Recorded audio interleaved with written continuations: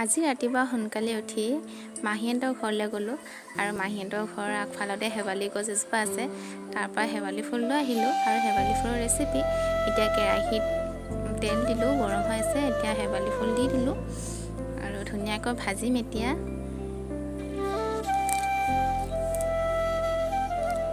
আৰু কোনে কোনে শেৱালি ফুল খাই ভাল পায় বাৰু। আৰু এতিয়া লগতে দি দিম এতিয়া নিমখ, গুড়ি জলকীয়া অকণমান দি, হালধি অকণমান দি ধুনীয়াকৈ মিক্স কৰি ল'লোঁ। ইয়াতে পানী হৈছে, পানীখিনি শুকোৱাৰ পিছতে আমি এতিয়া দিম এটা কণী।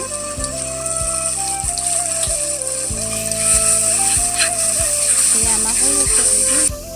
এতিয়া আমাৰ ভাত খাবলৈ হৈ গ'ল। লগতে আছে আলু কচু আৰু শুকুতি মাছ বনালোঁ আৰু ডিম এটা আছে আৰু শেৱালি ফুল, কণী ভাজি আপোনালোকে যেন দেখিলে। আৰু আজিৰ খানা এয়াই।